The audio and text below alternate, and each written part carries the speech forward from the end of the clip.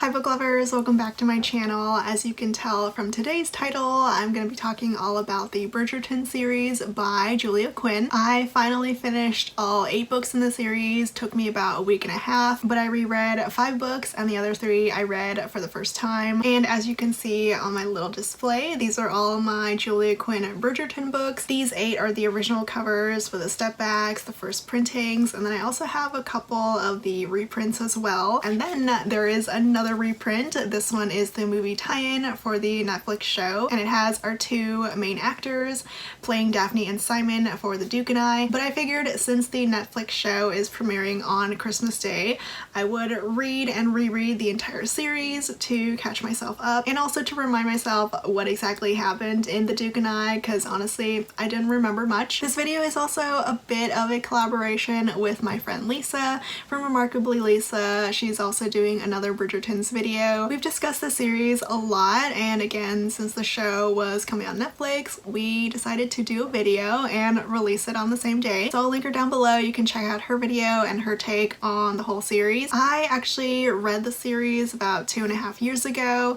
It was back in 2018, and I always think that I only read 4 books in the series, but Goodreads is telling me that I read 5. So I read 5 books back in 2018, the first 4, and then I skipped to book 6. My first time reading the series, I was, I'll admit, a little bit disappointed. The series was pretty underwhelming for me. I didn't love it, but I didn't hate it either. I gave book 1, The Duke and I, 4 stars. Book 2, The Viscount Who Loved Me, 3 stars. Book 3, An Offer from a Gentleman, 4 stars, which was my favorite at the time. Book 4, Romancing Mr. Bridgerton, 3 stars. And then book 6, When He Was Wicked, another 3 stars. So my overall feeling for the series when I read it back in 2018 was that it was just an okay series. I just didn't love it as much as everyone else did, though I did see the charm to the series. I just wasn't all that into it. But for the past week and a half, I have been reading this series non-stop, binging all 8 books back to back with a little break between books 6 and 7. And much to my greatest surprise, I enjoyed myself so much more during this reread. I honestly wasn't expecting to love it or enjoy myself as much as I did because my first time was just so very meh. But for some reason, reading these books 2 years later made for such a better experience for me. They weren't all perfect. I did give another 3-star rating, but this time it was only for 1 book. And I also have another new favorite of the series now that I've read them all. I'm just gonna go through all 8 books and share my thoughts on them. If you have read the series, let me know what you think, which one is your favorite, which one's your least favorite, and if you're excited for the Netflix show. Book 1 is The Duke and I, featuring our Duke hero, Simon, and our very first Bridgerton falling in love, Daphne. This is what the gorgeous back cover looks like. There's no step back.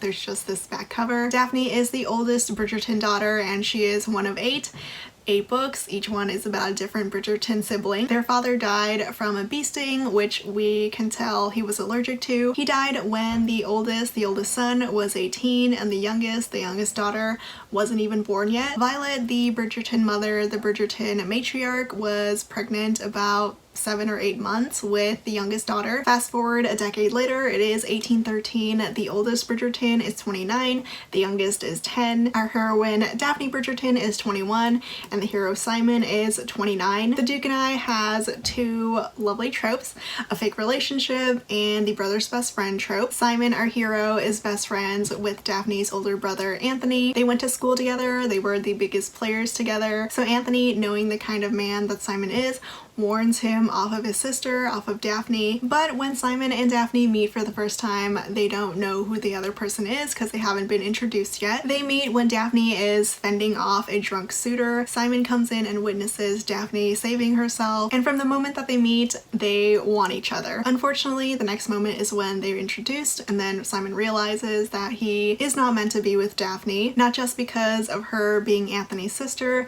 but also because Simon has sworn off having any children. He refuses to ever have children, and Daphne, being a part of this huge loving family, wants nothing more than to create a family of her own. But even though they can't be together, they do devise this little scheme, this little fake relationship. They're gonna pretend that Simon is courting Daphne so that Simon can get all these matchmakers, all these moms trying to get him to marry their daughters, to get them off his back. And Daphne, who has always been looked upon as a friend from the men in society, once they see that Simon is courting courting Daphne, that he's interested in her. She'll end up with a lot more suitors and a lot more choices to pick her own future husband. I really enjoy the fake relationship aspect of this romance. It's probably my favorite part of this book. Of course, messy feelings start to get involved and the fake relationship is not so fake anymore. Going into this one, I honestly completely forgot how adorable and charming the entire Bridgerton family is. I love all the family dynamics between the siblings, between the mother and her children. They are all just so cute and fun,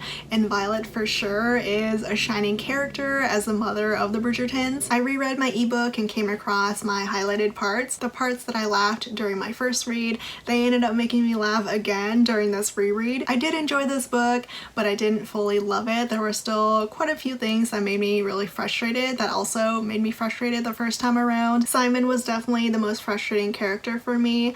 I got annoyed at how much he withheld from Daphne. He never really shared much about himself with her. He withheld the stammer that he had growing up, his terrible relationship with his father, and also him not wanting kids. It also bothered me that he took way too long to realize that he was falling in love with Daphne. He was a bit of a dummy-dumb and just refused to accept that he actually grew feelings for Daphne for the longest time. Daphne was nice, if a bit naive. She is the first daughter to come out into society, and since she has 3 older, overprotective brothers, they make quite a show, especially Anthony, of being against Simon and Daphne being together. And of course, I can't really talk about this book without also talking about the controversial scene. The first time I read this, I don't know why, I just did not register what happened. I completely forgot that that scene ever happened, and when the show was being announced and people were wondering if they would cut that scene out or not, I was so confused. But this is a scene where Daphne gets Simon to impregnate her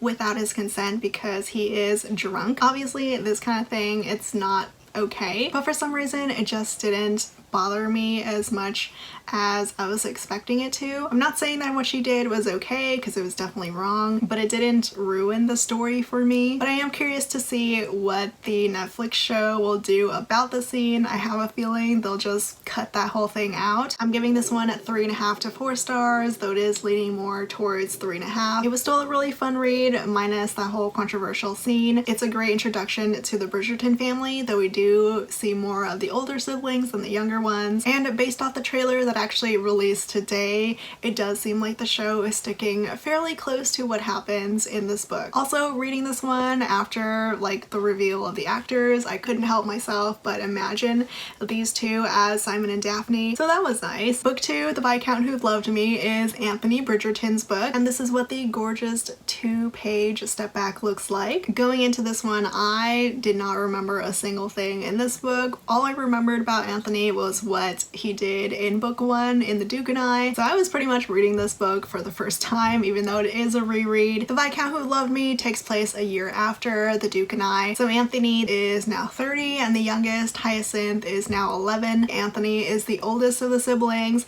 and the oldest son, which means he has inherited the Viscount title from his late father, and he's been a pseudo-father for his younger siblings since his death, so he sees everyone, including his mother, as his responsibility, and now the time has come for himself to finally marry. Anthony decides pretty quickly who he wants to marry, and that one is Edwina, who is not a heroine. Kate, our 21-year-old heroine, is Edwina's older sister, and she is the biggest obstacle between Anthony and him getting married. So now Anthony needs to win Kate over so that she can give her approval to this possible marriage, but unfortunately the two do not like each other. It is very much an enemies to lovers romance. Kate does not approve of Anthony, with him being a total man whore back in the day and his constant mistresses. I was a little annoyed that Anthony was pretty much the same as Simon, another reformed man whore. He was another hero that believed that he would never fall in love, that he never should fall in love. But I will say that Kate is the perfect match for Anthony.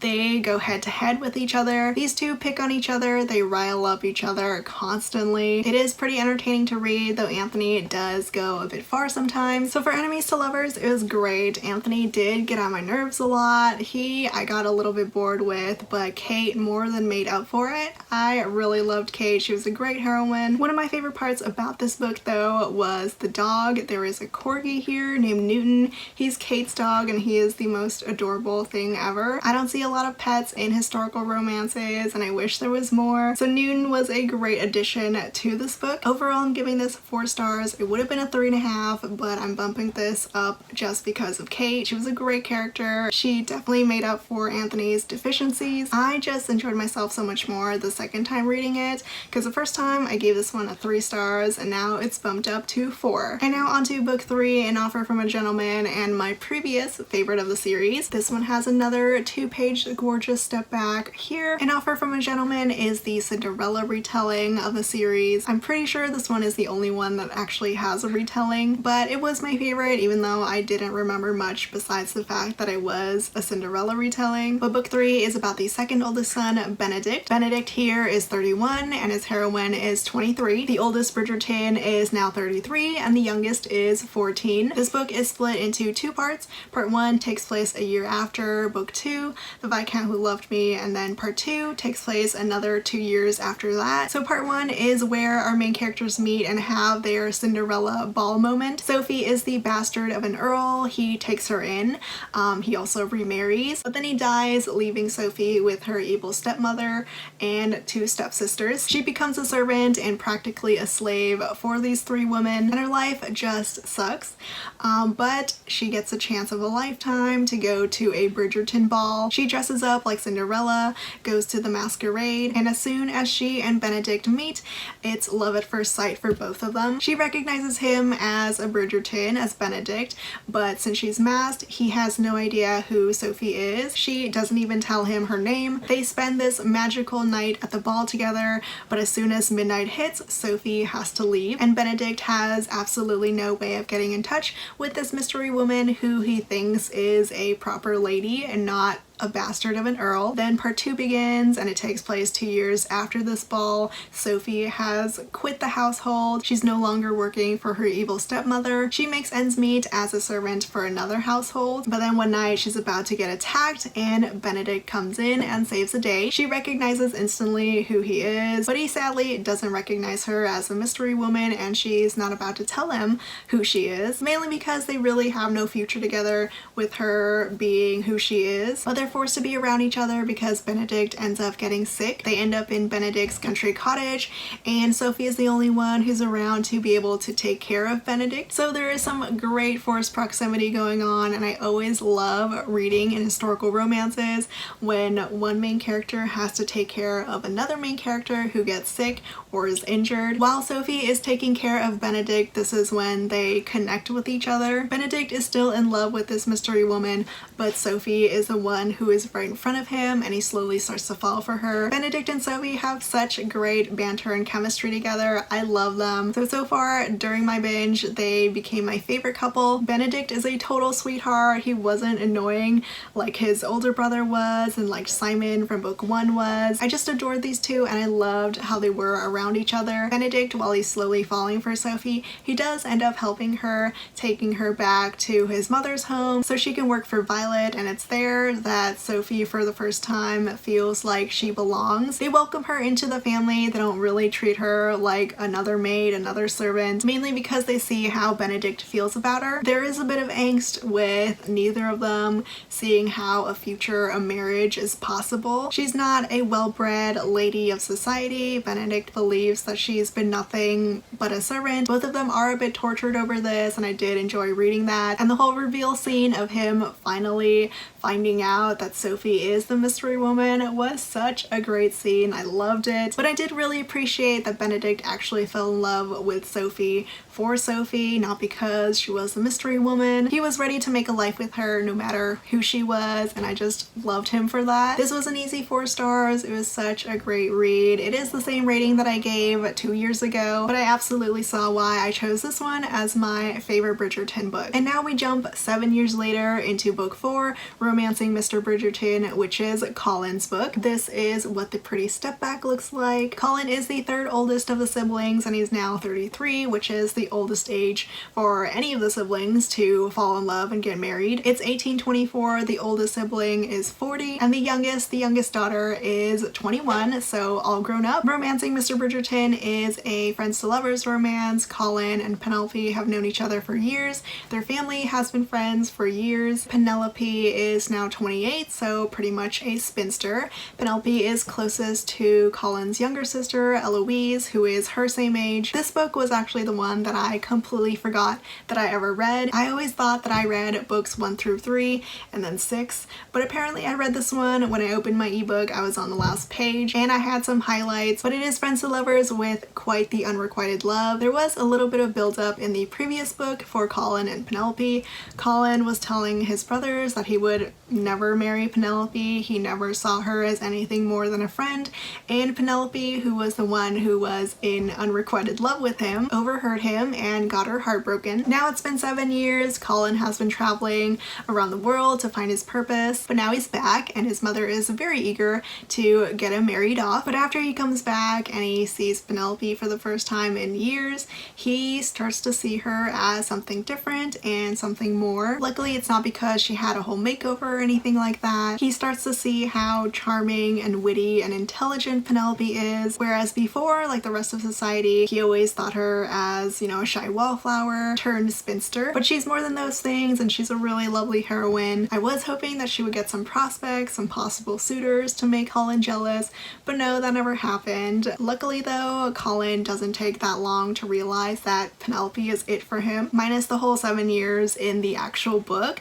Colin was definitely the quickest to realize that the heroine was the one for him, which I always appreciate. I get annoyed when the hero takes way too long to realize he's in love. I did give this one 3 stars the first time around, probably because of the unrequited love. I don't like reading about it. I still don't like reading about it, but Colin is really sweet. He's more like Benedict, not a rake. He is the charmer of the family, the most lighthearted, but he does go through this whole journey of self-discovery, of trying to find his purpose in life and what he wants to do. I know I'm not talking too much about Penelope, but if I say more, it's kind of a spoiler, but I will say that I really love seeing her stand up for herself more. She's always been passed over by her family, by society, but she starts to take charge of what she wants, and I loved seeing Colin also be protective of her and stand up for her. These two were really sweet together, and I also loved seeing the younger Bridgerton siblings more in this book. The first 3 books we only see the older kids because they were about the older kids, but now we get to see more of Eloise, more of Hyacinth. Eloise mainly because she's best friends with Penelope. Also, I completely forgot to mention how the kids are named in alphabetical order. So the oldest is A, Anthony, and the youngest is H, Hyacinth. F and G, Francesca and Gregory, are still away. Francesca is up in Scotland, she's widowed, and Gregory is off to school. The youngest one, Hyacinth, we get to see so much more of her personality, and she is hilarious. She's so sassy and smart. I already love her. So this one was great. I read this one so fast, like within a day. It was a solid 4-star read. It's another great installment in the series. And now we are on book 5, the second half of the series, and the youngest 4 siblings. Book 5 is To Sir Philip with Love, and it has this beautiful step back, and this one is actually my new favorite of the series. This one was also the first book that I read for the first time during my binge, and I honestly don't know why I skipped it. I'm ashamed. I should have read it because it is a bit of an epistolary romance where the main characters write each other letters and don't meet in person until much later. This book takes place during the same year as the previous book, though it does pick off from where Romancing Mr. Bridgerton ended. At the end of that book, Eloise left the ball and never came back, and now we know why she left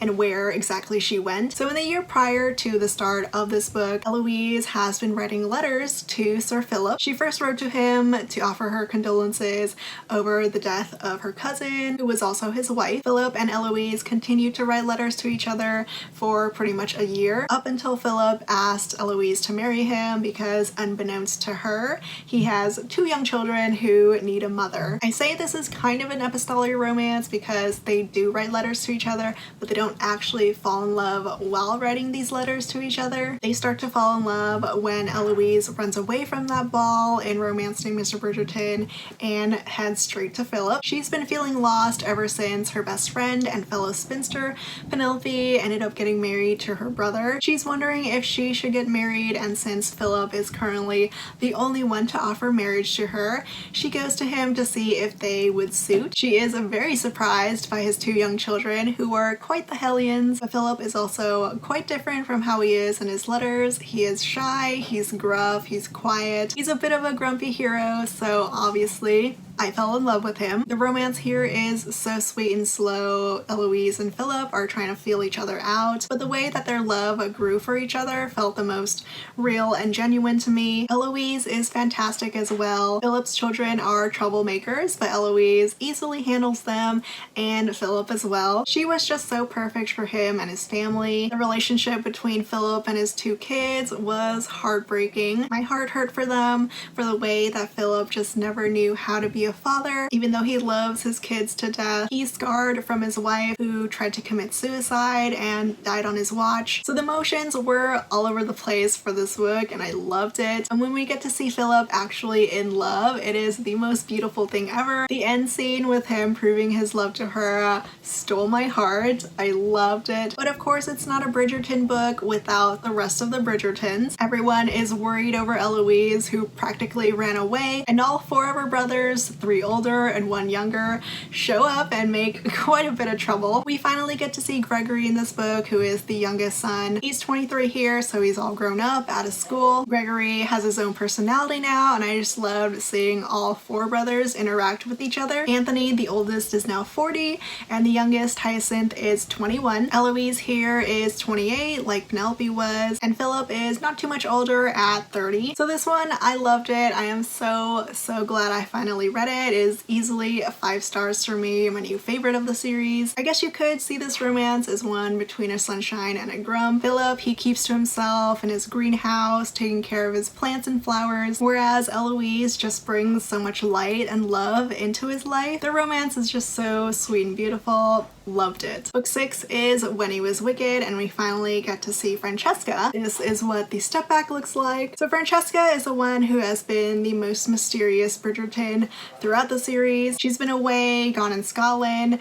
We knew that she was married for 2 years before her husband passed away. When He Was Wicked takes place during the same time as the previous 2 books, because in this book, Colin and Penelope fall in love, and Eloise also runs away to fall in love. So Francesca here is 27, and Michael, her hero, is 33. Michael is actually her late husband's cousin, and he is the one who has been in unrequited love with Francesca throughout all these years. I was really excited about this one because of this whole change in dynamic. We have a hero who is first to be in love with the heroine. We have a non-versional heroine as well. So I was really hyped for this one, and while I can't say that I loved it as much as I wanted to, it was still a good read. Not my favorite or anything, but still good. This book was the last book that I read the first time I read the series. I'm not sure why I skipped to this one. Maybe it's the friends to lovers aspect, but it was a lot angstier than I remembered or I expected. Michael has been tortured over falling in love with his cousin's wife, but of course he plays off all his angst with really good charm. After his cousin's death, Michael becomes the new Earl, which is what he never wanted. So now it's been 4 years since Francesca was widowed and Michael became the new Earl, and Francesca is ready to marry again. She wants kids, and the only way that's going to happen is if she finds a new husband. Michael is not exactly happy about this, and he's not happy over all the suitors who have been calling on Francesca and sending her flowers and letters. This might be the first time that we actually see a jealous hero, and I loved it. And now Michael finally sees that this is his chance to get Francesca to fall in love with him the way that he's been in love with her this whole time. I really love this changing dynamic. Francesca is the one who is slow to realizing that she's fallen in love with Michael. She does get a bit frustrating with being so hot and cold with him, but I definitely preferred seeing unrequited love on the hero side. Francesca is the one we knew the least of before this book. She's actually the quiet one of the Bridgerton bunch. Everyone is always so boisterous and loud. She's very much the introvert of the family. One of the best parts about this book though was the steam. It is for sure the steamiest of all 8 books. Francesca is not a virgin. It might be a little weird that she slept with his cousin first, but I didn't really mind it. But she is the first heroine we see finally have some experience in the bedroom. I was so happy to see Francesca exploring more in bed. Michael was a dirty talker, which was very unexpected, but still great. Michael knows that the one thing he can do to win over Francesca is to seduce her, so that's exactly what he does. So When He Was Wicked, I'm giving this one 3.5 to 4 stars. It's kind of how I felt with The Duke and I. It was good, but it didn't quite live up to my expectations. Still, it was different from the rest of the series, and I really appreciated that. We are finally almost done with the series. On to book 7, It's in His Kiss, who is actually about the youngest Bridgerton sibling. It's in His Kiss is about Hyacinth, and this is what the step back looks like. She falls in love with the grandson of Lady Danbury, who has been a recurring character throughout the series. She's like a crotchety older woman who always knows best and knows when these Bridgertons are falling in love. So book 7 takes place a year after book 6. Hyacinth, the youngest, is now 22 and the oldest, Anthony, is 41. All the older couples have their own families now and there are so many kids. But I was excited to get into this one mainly because of Hyacinth. Like I said before, I really enjoyed her character. I loved her fun, witty, charming personality, but unfortunately I felt like all of that personality kind of got lost in her own book. I liked her character, but I just didn't love her like I did before. I never really saw why she and Gareth fell in love with each other. It was like one minute they weren't, and then the next they were all of a sudden in love. I did like the premise of this book though. Gareth has received a journal from his Italian grandmother, and her being Italian, the journal is written completely in Italian, so now he needs to find someone to translate for him, and that person is Hyacinth, who every week visits his grandmother to read to her. Hyacinth is very smart and outspoken, which is why she has been getting less and less offers from gentlemen. She is not the kind of woman who can be handled, but Gareth is a really good match for her. He doesn't let her walk all over him, and he can definitely go head to head with her. So they connect over this journal, and they slowly start to realize that Gareth's grandmother hid some diamonds in his father's house. Gareth and his father unfortunately are very estranged, mainly because Gareth is not his biological son. We get a different dynamic with Hyacinth and her siblings because Hyacinth was the only sibling who never grew up with a father. So we get to see more of Hyacinth and her mother Violet. We also get to see Anthony as more of a father figure to Hyacinth rather than just a brother. And we also get to see more of Gregory, who is the last Bridgerton to get his book. He and Hyacinth are the closest in age, and because there's such a big age gap between the youngest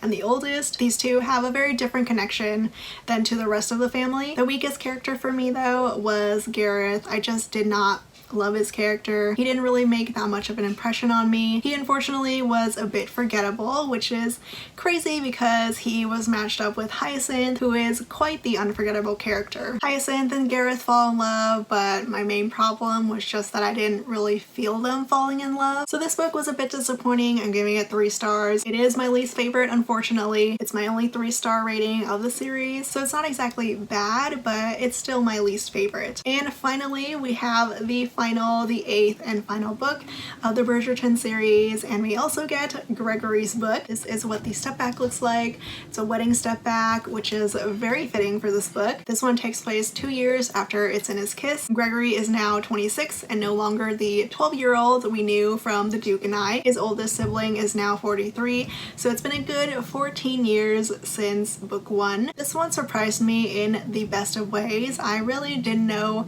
how I was gonna feel about this one going into it. I really liked Gregory in the previous books where he showed up, but I ended up loving this one as well. This one is my second favorite of the series. It was unexpectedly angsty, and you all know I love angst, but this angst worked so much better for me than it did in When He Was Wicked. Gregory is the youngest son, and he is the one Bridgerton brother who actually believes in love. After seeing his siblings fall in love and make love matches, he's excited to meet the love of his life and finally marry her and begin the rest of his life. And he finally sees who he thinks is his true love at his siblings' party. He falls in love at first sight with Hermione, but the heroine is actually her best friend, Lucinda. Hermione is also in love with someone else and literally does not give the time of day to Gregory. Lucy, as her best friend, sees Gregory as a better match than the man that Hermione is in love with. So Lucy takes it upon herself to help Gregory get Hermione to fall in love with him. I was actually really excited to read about a hero who believed in love, but of course he ended up falling for the wrong person. Gregory and Lucy, while they're trying to get Hermione to fall in love with Gregory, they form this really great friendship and banter together. They don't realize it, but they're connecting, and Lucy is the one who realizes first that she's falling in love. There is so much angst here, I just did not expect it, but it was a great surprise. There's angst with Lucy falling in love with someone who's in love with someone else. There's angst with Gregory, him realizing that he was into the wrong person and that it might be too late because Lucy is engaged to someone else. There's a lot of panic, a lot of longing. It all just worked so well for me, and I was just hurting for these two. There's a bit of a suspenseful twist towards the end that does kind of seem to come out of nowhere, but I didn't mind it. So this one I'm giving 4.5 stars. It was such a great read. I can see it being a bit frustrating, but it all worked so well for me. It was just a great ending to the series, and I'm so glad I finally read them all. So if I had to rank all of these, my number one would easily be To Sir Philip with Love, then On the Way to the Wedding, An Offer from a Gentleman, Romancing Mr. Bridgerton, The Viscount Who Loved Me, The Duke and I, When He Was Wicked, and then last, It's in His Kiss. So those are all my thoughts on the entire Bridgerton series. If you read them, let me know your ranking of the series. It was a really fun experience binging all 8 books. As always, links for all the books are down in the description below. Thank you so much for watching, and I'll see you all next time. Bye!